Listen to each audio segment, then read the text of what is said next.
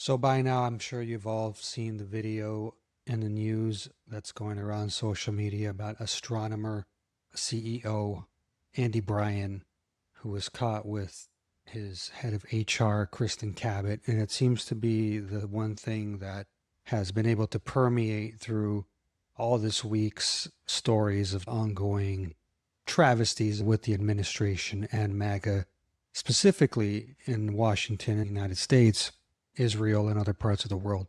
So for those of you that don't know, astronomer CEO, they captured his image while he was holding the HR chief at a Coldplay concert, and that has galvanized the MAGA this week.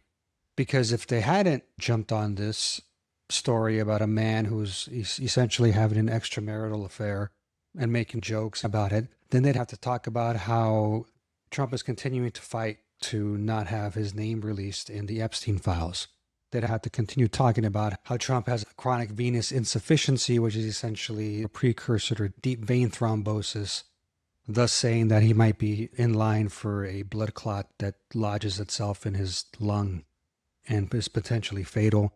They'd have to sit there and continue to talk about how Donald Trump continues to challenge the 14th Amendment and is slowly being challenged by the courts, who are now putting the check back into the balance of his overreach. They'd have to talk about all these things that they don't want to talk about, because talking about those topics would have to entail them having a serious conversation, which they are fundamentally unable to have.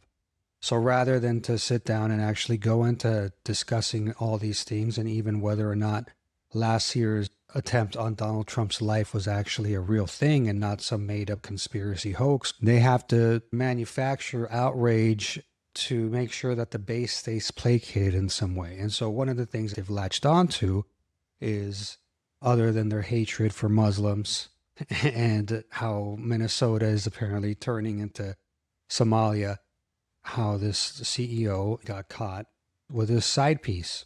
Now, we're not here to talk about the CEO and the side piece, because that's not necessarily something that should be talked about. This is a person who is having a relationship, and in today's world, relationships look and are defined any which way that people want to define them.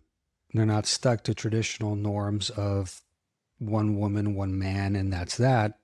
I have in my practice seen several people who have normalized their ability to be multiple relationships, polyamory type of relationships, where they would call them polycules and all these other types of euphemisms for their relationships, ultimately saying that they have multiple partners and that these partners are okay with it. We don't know if that's the situation here, but nevertheless, it's not really any of our business what consenting adults do in front or behind closed doors. For all we know, he could have had a conversation with his wife, and this could be part of some other arrangement they have. That's why America is great, because we do have the opportunity to not live within certain norms and express ourselves and how we love in all kinds of ways. That is why America exists as it does, so that we're able to have freedom. As long as we're not hurting people, that freedom seems to be what is most valued. There's a case to be made that he's hurting his wife or his partner. Again, that may be totally justified. Regardless, we don't know what arrangement they have, and we don't have the right to really speak about or comment or ridicule anything that's going on. But I bring that up because it's a perfect example of what is driving a lot of MAGA and this phenomenon that we live in today, because a lot of people don't really understand. When I say Narcissism Nation, how narcissism is baked into the cake, this is another example of that. Not what Andy Bryan is doing, but the hyper focus on this one incident, because this is a classic example of what we call the projective identification. And if we talk about projective identification, we're talking about object relations theory. And essentially what projective identification is and how we define it, it's a primitive defense to a narcissistic personality structure. Utilizing the words of Otto Kernberg, essentially it's a childlike response to offload our own guilt and shame. The way this looks classically is The common trope that if we suddenly had black people in power, they would enslave all the whites. That statement that's often repeated by white supremacists as a reason why you can't give African Americans or Mexicans or anybody else any type of real power exists because that's a projection of their own shame and their own guilt that they feel internally outwards towards the world. And so essentially what they're saying when they say that you can't put African Americans in charge because they would enslave all of us is their own guilt for being enslavers themselves and for being one of the original sins in this country. The first one obviously being the displacement and genocide of Native Americans. What that really is doing is telling on themselves that they do feel this shame and this guilt for the fact that they participated somehow, whether tacitly or generationally, have accumulated the wealth of and inherited the spoils of slavery. What that is essentially saying is, yes, this guilt and shame is so much inside of me that I have to project it onto somebody else, this time being the African Americans, and make it seem as if they would enslave us because that is exactly what we did. Another one would be when they say immigrants are lazy, and that's the big one going around these days, to justify ICE raids and to justify the violation of the 14th Amendment. What that is a projection of is white America often expressing their anger because of this internal guilt and shame they feel, because they know that they didn't build this country outside of inheriting the privilege of being white. They know that their true laziness exists in their inability to actually go out and find work. You see this in the very low job numbers in red states. You see this in the amounts of poverty that exists throughout red states like Tennessee, Alabama, Arkansas, Missouri, and these other types of environments where they have fallen into mass drug abuse as a means to not engage in any type of real upward mobility or social benefits. So what they're really saying is immigrants are lazy and freeloaders in this country because internally they see themselves every day on their food stamps and shopping at Walmart and really projecting that out, that they themselves are lazy and freeloaders in this country. And all we need to do is look at federal spending in the U.S. budget to realize that the top 10 states that are usually at the top of how much money they receive as opposed to how much they give out, usually are all red states. Mitch McConnell, the leader of the Republican Senate from Kentucky, his state led that list for a good 10 years straight back in the early 2010s. We're getting to the reality that people here are expressing themselves and expressing that shame internally.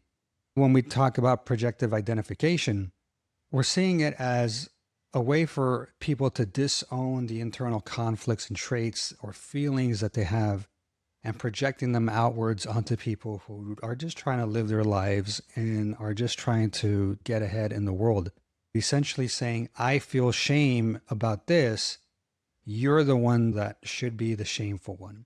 And it's a way to protect the self at all costs. It's one of these narcissistic defenses where accountability is dissolved and the world becomes a mirror, but the reflection is always warped.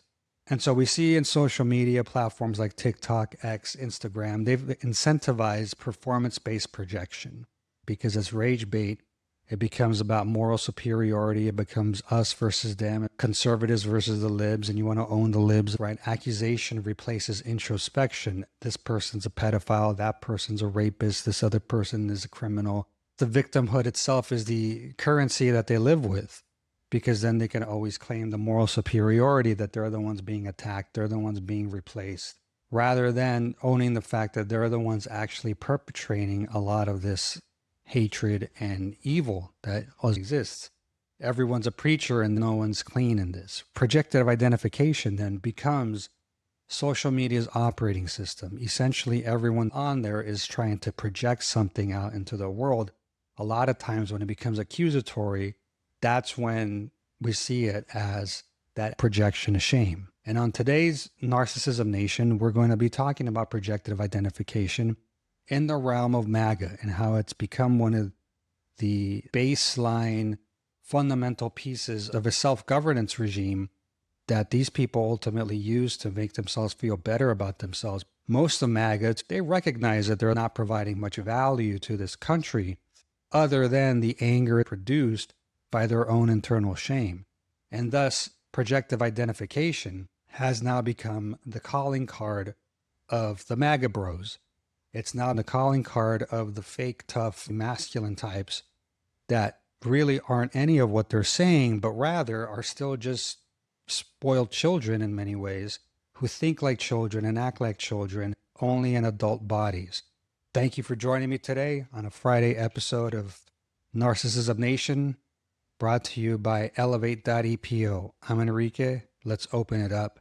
So let's talk about why MAGA seems to be obsessed with pedophilia and adultery. The CEO story is one that has really captivated MAGA because that's what they see in their leader, right? An adulterer. It's common knowledge because he's even bragged about it and written about it that he's cheated on his wives numerous times, paid for sex, and now potentially been implicated in fornication with minors. And we see then how this has become the calling card of the MAGA right, how everyone is either culturally bankrupted, spiritually bankrupt because they've had an affair like this CEO, or because they're pedophiles. And so we've seen, under the guise of wanting to protect children, how they've engaged in making movies about protecting people from pedophilia and wanting to be the champions and crusaders of the online safe spaces for catching predators and all of that. There's not to say that there's some value in that, because obviously you are getting some people off the street. But there is this very real sense that a lot of people are living with this idea that pedophilia lives top of mind. Adulterers are bad because they're bad Christians, right? That drag queens are grooming people to become gay, and that the liberal elites are the ones who are trying to have this indoctrination of people to turn them into anti-American evildoers who are just some of the worst people that you could imagine. But a lot of that is them channeling their own anger. The reason that they are so upset about groomers and molesters and pedophiles is probably because their cousin had molested them when they were young, at 14 years old. They were touched inappropriately in some way by a family member. And that's a very real thing, because if we look at the numbers from the National Center for Victims of Crime, you get a very stark number here, right? U.S. Department of Health in 2010, so this was 15 years ago, and you can only imagine that the numbers have gone up, right? They had it around 9.2 to 10% kids who were sexually assaulted. Studies by Crimes Against Children Research Center show that 1 in 5 girls and 1 in 20 boys is the victim of child sexual abuse. Again, this was 2010. Self-report studies show 20% of adult females and between 5 to 10% of adult males recall a childhood assault or abuse incident. During a 1-year period in the U.S., about 16% of youth aged 14 to 17 had been sexually victimized. Over the course of their lifetime, 28% of U.S. youths ages 14 to 17 have been sexually victimized, most generally between the ages of 7 to 13. A study by the Department of Health and Human Services in 2022 indicated that the states with the highest amounts of child abuse, right? Top 10, we're looking at West Virginia, Iowa, Maine, Alaska, Oklahoma, Mississippi, South Carolina, Arkansas, New Mexico. So you take a look at that list and you're seeing a lot of red states, some blue states, but majority of them coming from very deep entrenched red states. If we look at that same study, the number of child fatalities from abuse and neglect gets a little bit more clear. Missouri, South Dakota, Arkansas, Maryland, Georgia, Alaska, Ohio, New Mexico, North Carolina. That tells you a pretty big story then, that the majority of child abuse and child fatalities are coming from deep entrenched red states. Thus, you correlate that in the business, you see that these sample sizes essentially do tell you a pretty good inferential data point. What that tells you is that red states seem to abuse kids a lot more than blue states. And thus, it would stand to reason that red state voters, which in many cases here are now MAGA, would be projecting a lot of child abuse fantasy because they themselves were either victims of that child abuse and are carrying that shame and guilt, or perpetrators of that abuse and are carrying that shame and guilt. And that's why we get a lot of MAGA who come out and project that liberals are child abusers and child rapists, when in reality, these are the people that are actually doing these crimes. This is why they're obsessed with it, because of that internal guilt that they feel so much. They're trying to put that on someone else and make that person react in a way that gets them riled up and creates the enactment they need to start filling the social media void with all this anger and rage bait and stuff that sort of gets people going, because this is what the name of the game is, right? Interactions in social media, rage baiting to the point where you get that person to react. Now you can feel justified in this projective identification. What they've essentially done is put all this shame into someone else. When they respond, like in most narcissistic relationships, that response becomes pathologized, and then that's a justification that these narcissists use to give you the sociopathic response. You set up settlements in the West. You disturb people who had been there for centuries before you even arrived. When those people get upset because you encroach on their space and fight back, you pathologize them and use that as justification to wipe them out, commit genocide and atrocities. When you're Israel and you come to a country that wasn't yours and you encroach and keep taking more and more, and when the people who were there before you start to respond negatively because they're saying, hey, what the hell, I've been here my whole life and now you're asking me at gunpoint to move. When they respond and they want to have some type of a freedom fighting coalition, it gets labeled a terrorist organization, and that justifies bombing them and killing them and seeing exactly what they're doing in Gaza right now. The IDF is not unlike the United States early pilgrim settlers, is not unlike the narcissist in your life. They are people who come in, they project their shame onto you, and when you respond in a way like building boundaries, they get upset and then they pathologize your boundary as the justification to keep attacking you and keeping you locked in this cycle of abuse. This is what classic projective identification is. And the reason they're so hung up on Andy Byron is because if we take a look at the numbers, the top 10 states with the most divorces: Arkansas, Wyoming, Kentucky, West Virginia, Oklahoma, Idaho, Alabama, Delaware, Tennessee, New Mexico. Again, we're seeing the same pattern here. Red states commit the most child abuse. Red states commit the most child deaths by abuse. Red states seeking out the highest divorce rates. We're seeing a pattern of red states projecting all the shame and guilt, because these are people who participated in their own adultery, which led to a divorce, were the victims of an adultery episode, which then led to divorce. And we have to remember that 70% of divorces are brought by a woman. 7 times out of 10, most divorces are brought by a woman.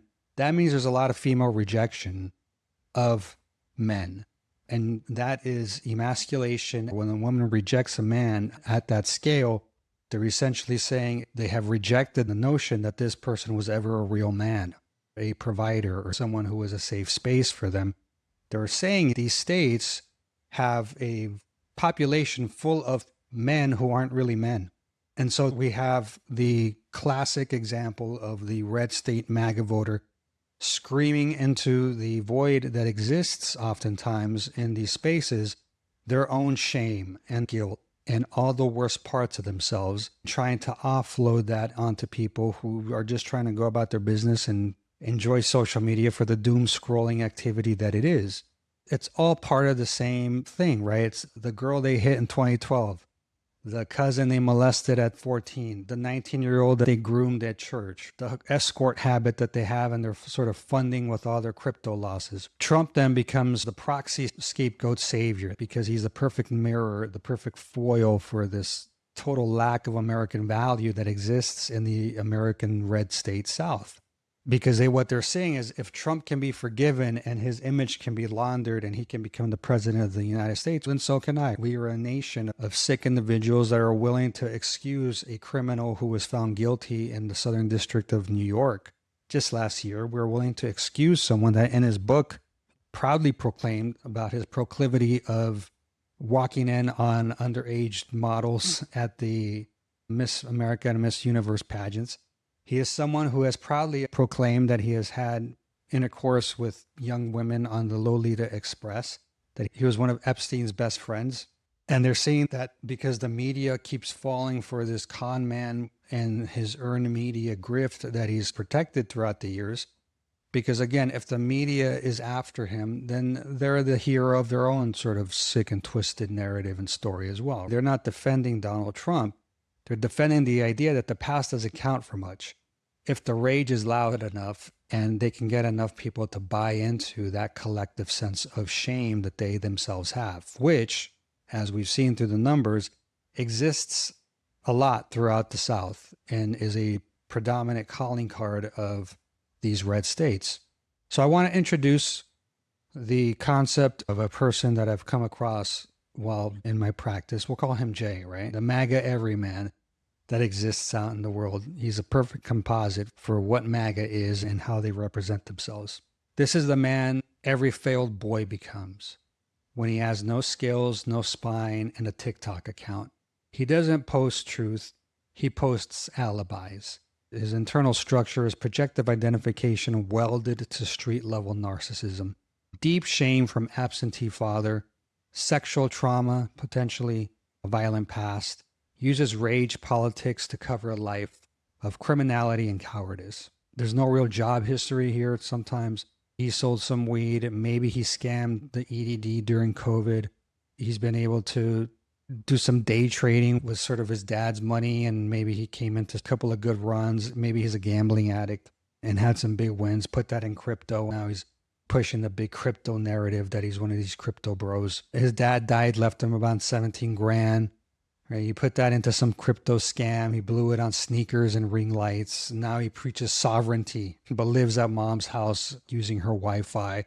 He's got tattoos on his neck. He wears a dumb red hat. Drives a big truck because that's what people do when they have their first payday. They get the biggest truck to account for the fact that they're lacking in certain masculine components. And the content style screams about child trafficking, but has a sealed record from 2007 themselves. They've all got these criminal records that they've been able to either have sealed or expunged somehow, but they've found their way throughout the legal industry dynamics and have only been saved by the fact that they've been white enough to not be in trouble. He wears a cross, tags Jesus in captions, has 3 domestic battery charges to his name, calls women, quote, queens, but has 2 kids who doesn't claim. Essentially one of these like baby daddy types who probably behind on his child support as well. His core motivation then becomes, I need to be seen as a savior so no one sees the bodies I've buried, right? No one sees all the things that he carries in his life, which are full of shame. His inability to raise his kids, his inability to find sort of solid work and be an upstanding citizen and model for his children, but rather he's a womanizing, if not closeted homosexual who is stuck in this shame spiral because he keeps turning to Jesus and every time. And so fundamentally, these type of men are un-American at their core because they preach family values, yet they were brought up in some foster home and were in and out of all kinds of youth facilities, had major issues with their own sort of anger and inability to express themselves, and they've never actually had a stable place to set up roots. Yet they're the champions of the American family, and they're the ones who are preaching what American family should look like, right? They wrap themselves in the flag and they scream about the freedom, but they're the least American force in public life. They've never voted except for a man who saw them as the outcast derelicts that they are. They reject work, they reject accountability, they reject the community that they live in. They replace the American dream with clout fraud. It's the identity grift of them trying to pass themselves off as this sort of version of masculinity, which they clearly are not. And that they live in this internal victimhood, justifying their hatred towards people who don't have the same skin color as them. Or the crypto criminals turned culture warriors, laundering trauma through self-righteousness and religious cosplay. And we see a guy like Terrence K. Williams, for example, right? He is not a political commentator. He's a failed comedian, not even a real one. He's just a guy that found Facebook fame one day, and that sort of led to us having to tolerate this person who obviously doesn't have an education and is the last person to be speaking on what actual family values or American values are. Because if you look at his upbringing, he's possibly one of the most broken and fragmented individuals that you'll ever find. Yet he's a walking mugshot with a ring light, essentially, when you look at him and everything he has to offer. This is not free speech. It's delusional speech funded by undisclosed felonies, is what this person ultimately is, right? And yet he has a following because he identifies and appeals to the same type of people who are outcasts from the systems, don't have any real basis in what actual family values are or American values are, and want to keep defining the world through their warped sense of their own upbringing. And so when we get to their core and we're looking at whether it's Jay, whether it's Kay Williams, whether it's one of these other people on TikTok with the tattoos and the hats and the silly memes and nonsense that they post, it's not about hatred for pedophiles when they start talking about this. Jim Caviezel, it's not about his hatred for pedophiles. It's the mirror that he hates, the thing that he sees when he has to look at himself internally, all these people internally, and they see that part of themselves. That's what they hate. And that's what they're projecting. Every time they post about Biden's sins, they're begging to be forgiven for their own sins. That's how we should interpret that. Social media is the courtroom. The algorithm is his jury. And the comments section are his therapists. This is how he is able to sleep at night, knowing that he's probably the one committing depraved acts, and is getting other people to respond positively towards the way that he is presenting himself. They don't want freedom at the end of the day. That's not about freedom. And January 6th showed us, and all the Oath Keepers trying to arrest people illegally, showing you that they want immunity for their own bad actions. They want to feel good about the fact that they're able to be the worst versions of Americans, live with that shame, but have it expunged and offloaded to someone else. And so when you have no real resume and no real work ethic and a sealed record, patriotism becomes the last hustle that you ultimately have. When MAGA goes away, these people will never be heard of again because they don't have any real redeeming factors other than the fact that they were able to attach themselves to a movement that celebrated their own dysfunction. When you look at MAGA, you should look at a pool of people who are ultimately pedophiles themselves, that are probably some of the worst versions of American people because they have a lot of blood on their hands. They're not the ones who are the church-going, upstanding citizens they think they are. And I know a lot of them. I have them in my own family, and I can tell you firsthand, these people are not anything that they appear to even remotely present themselves as. So in looking at projective identification, we're seeing a common theme, right? People who are engaged in some of the worst versions of humanity are often the ones screaming the loudest and have the bigger platform. That should give you a red flag to the fact that these people have probably done a lot of what they're talking about in the past, if not been victims of it. There is a real big issue here with people abusing children and abusing women, attacking the people who society has seen as the most vulnerable. It's not a reason to put all of that shame on other folk who are just trying to make a living and trying to get by. That is not a reason to paint people who don't see their side of politics as ungodly. While there are parts of the population that do engage in things that are questionable, and the polycule example that I brought up, I'm not saying I agree with that either, but respect the right for those people to have that type of lifestyle. My job isn't to judge them. My job is to help them navigate their own internal conflicts so that they can lead a healthier life. But that's the part where my projection of any of that ends, because I don't ultimately go out and start projecting out about any type of hatred towards any one particular people. I am pointing out the fact that there's hatred that exists as a product of their own internalized shame. And that is really what Melanie Klein was talking about in object relations theory. That is really what Nancy McWilliams talks about. Projective identification is used as a primitive defense for narcissism. When we say primitive defense for narcissism, I know there's a lot of people in the comments who keep telling me, stop using all these fancy big words. What I mean is people who act like children because they still think like children. The reason they act that way is because it's easier for them to put all that on someone else and ridicule that person rather than sit and process everything that lives inside of them. All the ugly experience, brokenness of a world and a life that has not been very meaningful, not very well lived, has been exploitative of other folks and potentially abusive of others. That is what I'm talking about. Projective identification with Narcissism Nation is built into the cake to supporting Donald Trump, is built into the cake to supporting the IDF, and is built into the cake to a lot of these online grifters who have made it their career just calling out these atrocities that ultimately live in their own hearts. You don't have to be that way though, because PrecisionCycle is here to help you navigate your own guilt and shame and process it and put it in a compartment within yourself that allows you to be the best version of yourself. So you don't have to make a fool of yourself spouting out nonsense on social media and trying to rile up the base to attack people who are just trying to live lives themselves. But really the basis for MAGA and the projective identification, which is the basis for narcissism.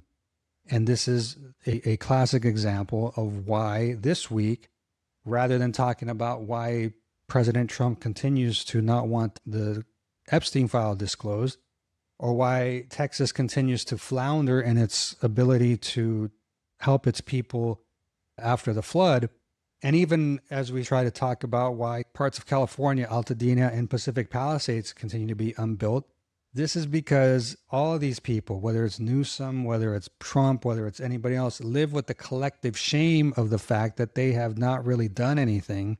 They're wasting time. They're more stuck on furthering their own narcissistic endeavors. Karen Bass, another person. And they are now gaslighting and projecting all this stuff towards everyone else. That is what all this is. We should look at the fact that projective identification isn't just a clinical term. It's the core architecture of America's descent. And these men with their filters, fake flags, fragile egos are not the resistance that they claim they are. They are the actual confession for all the evil that exists in this country. Thank you very much. My name is Enrique Arteaga. If anything has appealed to you, I'd welcome you to send me an email, enrique@elevateepo.com. You can also reach me at PrecisionCycle TV on Instagram, Threads, and TikTok. Narcissism Nation on YouTube. Thank you very much. This has been a different type of week, but we'll be back next week with 3 new episodes of Narcissism Nation, PrecisionCycle BTS. Once again, we are in our July recalibration call. If you want to join us, you can receive up to $100 back for every referral that you send over to PrecisionCycle. You can receive that $100 discount yourself if you decide to come on, have a PrecisionCycle, and experience the PrecisionCycle difference when you are able to receive our 7-point dimensional personality assessment, which is tracking your emotional tables and quotients in real time for every week, week by week. We invite you to understand why PrecisionCycle is better than therapy, because we get results that are measurable and that are actually guaranteed. Once again, my name is Enrique. Thank you very much for joining me. Have a great week and enjoy your summer. Take care.